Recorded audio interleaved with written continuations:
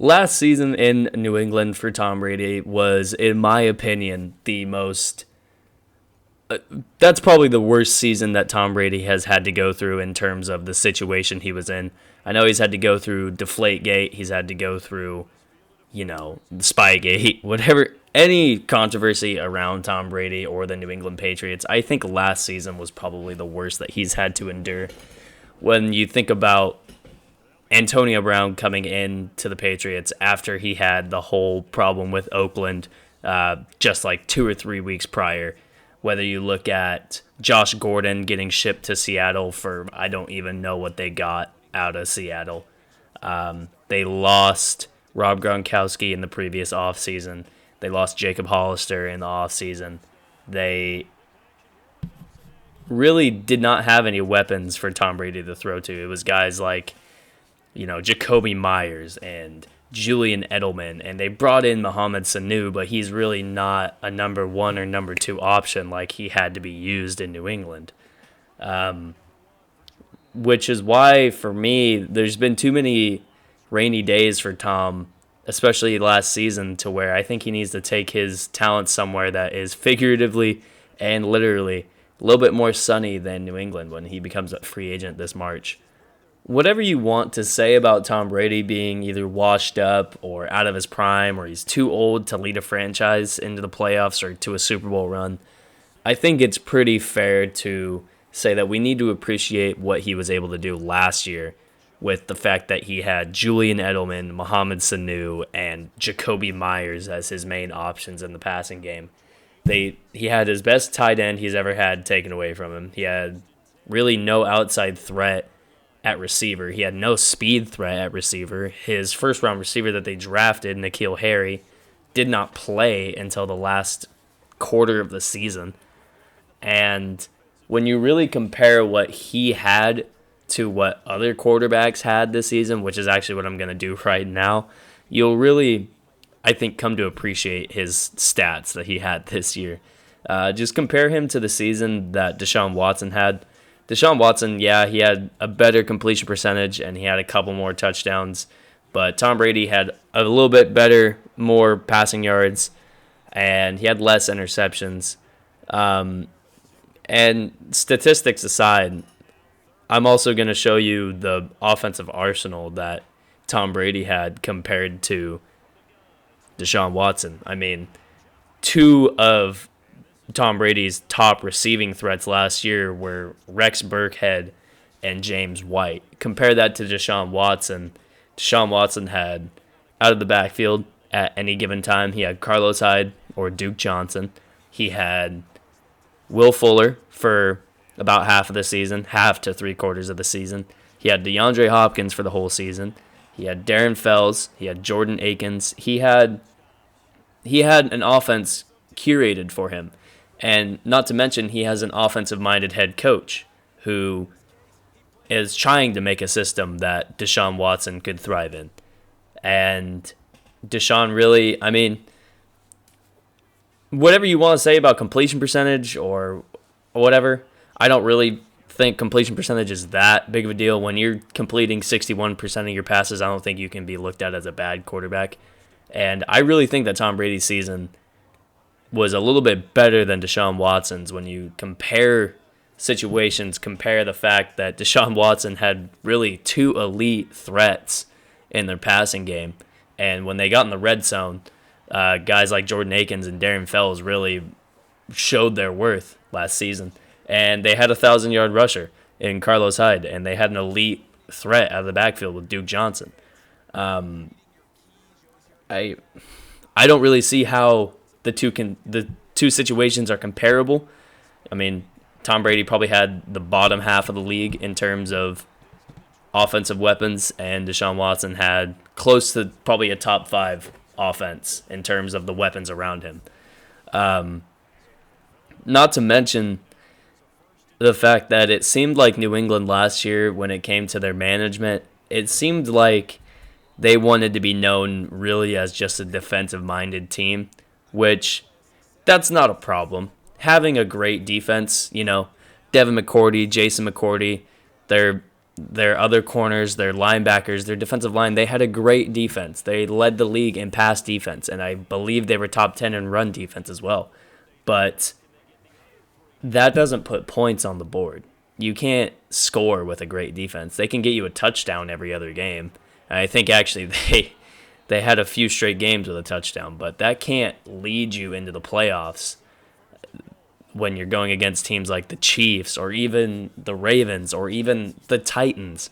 You know, when the Titans are running the ball down your throat, you need an offense that can fire back with some either quick scoring or some other sort of scoring. And they didn't have that. Tom Brady didn't have any option to go to last year in the playoffs. And that's just a fact.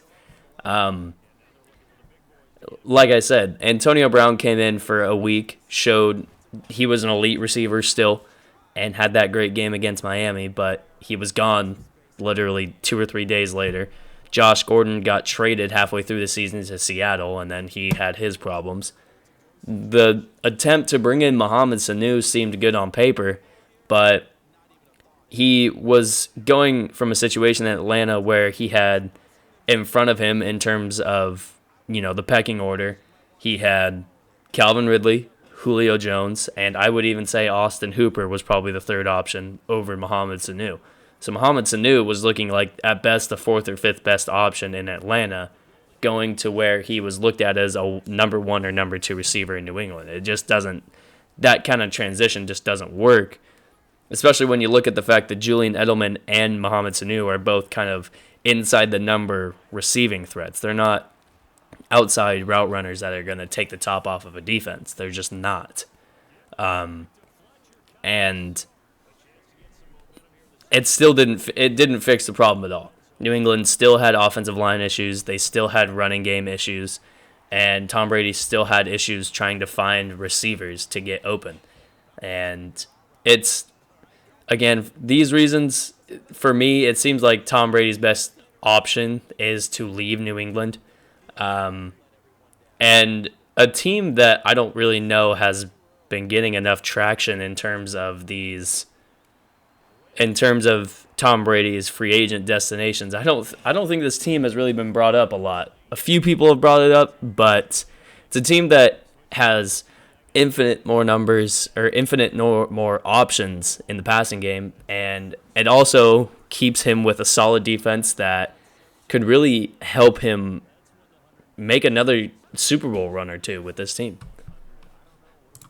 While a lot of the options that Tom Brady has in this free agency, a lot of people have pointed to teams like the Chargers, the Raiders, and even teams like the Titans or even the Dallas Cowboys have popped up as teams who could, take a swing at Tom Brady this year. But I don't really think those teams really have what Tom Brady needs in terms of an offense and a defense that can help him get to the Super Bowl. The Chargers look like a great team on paper, but are we going to get a healthy season out of all, 5 of their options? Are the Raiders ready to become a mature organization and take that next step and be willing to put Derek Carr on the bench for a season or even trade him for 1 to 2 years of Tom Brady? And are the Titans really willing to ship off Ryan Tannehill after the amazing season that he had, leading them as far in the playoffs as they've been in a long, long time? Whether it was behind Derrick Henry or Ryan Tannehill, that's up for debate, but I don't think any of those teams really have the arsenal for Tom Brady, and they don't have the defense for Tom Brady. However, the team that I believe should be getting a lot more attention as the best suitor for Tom Brady should be the Tampa Bay Buccaneers. And I know a lot of people know about the receiving core for the Tampa Bay Buccaneers. They know Mike Evans and Chris Godwin and O.J. Howard and even Cameron Brate.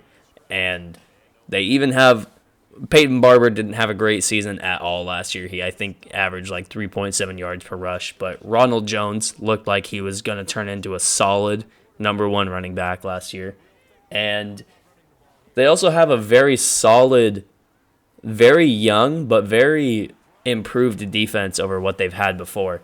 They've got young stars on the defense like Vita Vea, Devin White, Shaquille Barrett, even Jamel Dean had a solid season last year as their corner.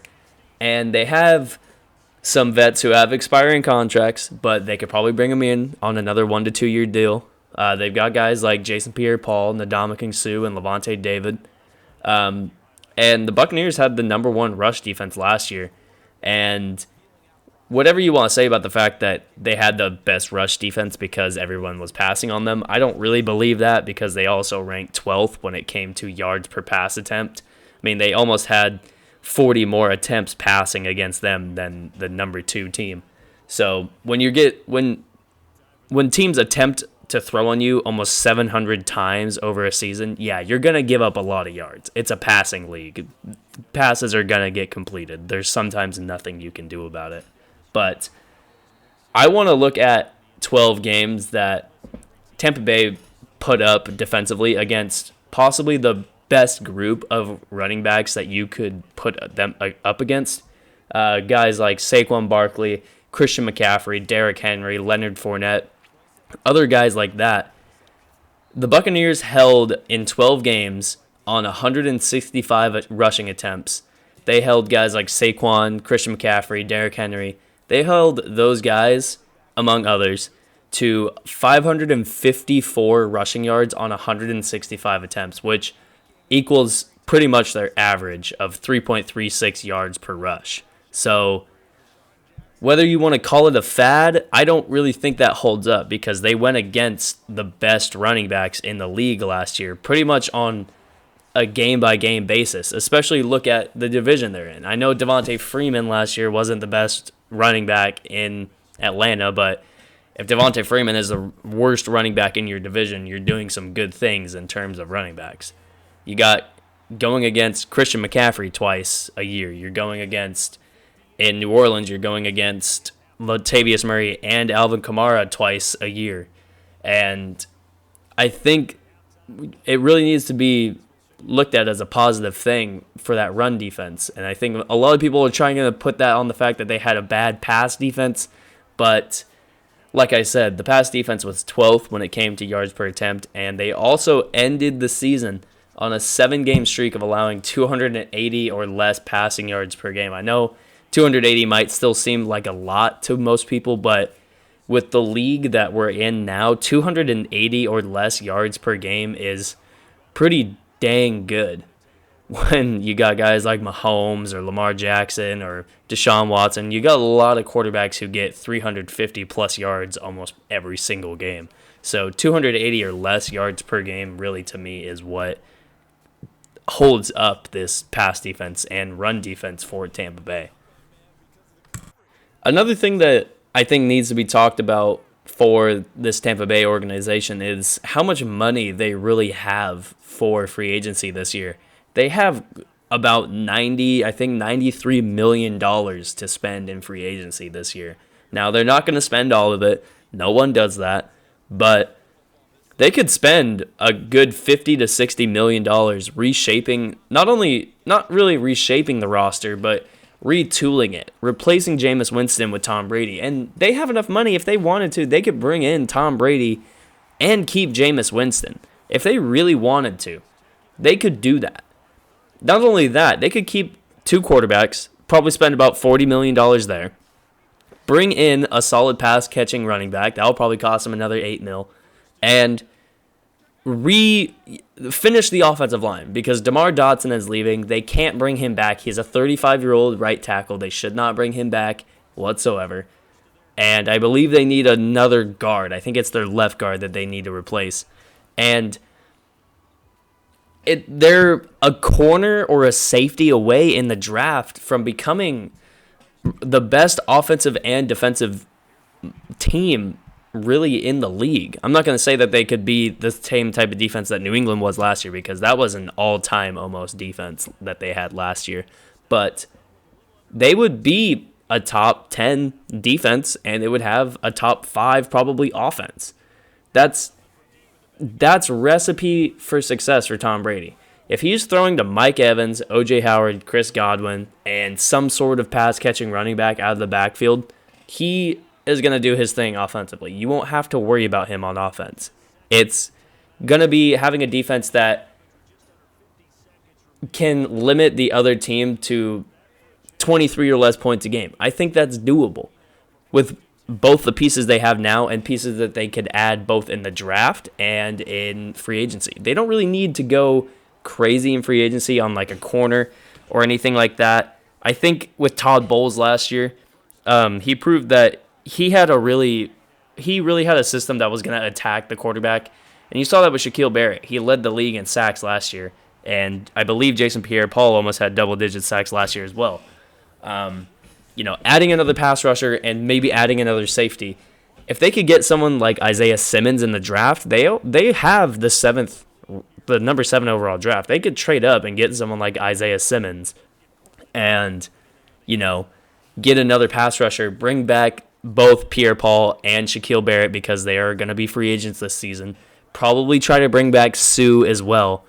And really, I said it's not going to be a rebuilding the team, but it's really bringing back the guys that you have and adding a couple of pieces that can take this team from 7-9 to what we've thought they could be as an 11 or 12 win team in this league. And with a guy like Tom Brady leading the ship, I don't really see a way that this team could fail like it has with Jameis Winston. I mean, with Jameis Winston, you didn't know.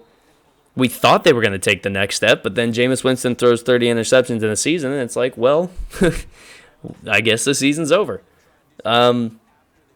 So, yeah, with what they have available to them in free agency this season, there's a lot of very solid offensive line talent hitting the free agent markets this year. You got Brian Bulaga, you got Jack Conklin, you got Brandon Scherf. You got a lot of really good offensive line talent going into free agency this season, and that's really all they need to do is retool the offensive line, maybe add a corner, maybe add a safety, and maybe add another defensive lineman. And they're that next step. They've taken that next step to being a double-digit win team in this league. Alrighty, with all that said, I am going to end the video there. It's kind of, I know at this point you guys have been sitting through a long video, but if you are still here, I really appreciate it. If you like the video, make sure you hit the like button. If you dislike the video, then make sure you hit the dislike button at this point. Any feedback that I get from you guys really helps. If you think I missed something that I didn't talk about, leave it in the comments, or if there's something that you want to talk about, just hit a comment down there. And yeah, I'll see you guys in the next video. Make sure you subscribe for more content. I'm going to be trying to put out as much NBA and NFL related content as possible. And I will see you guys next time. See you later.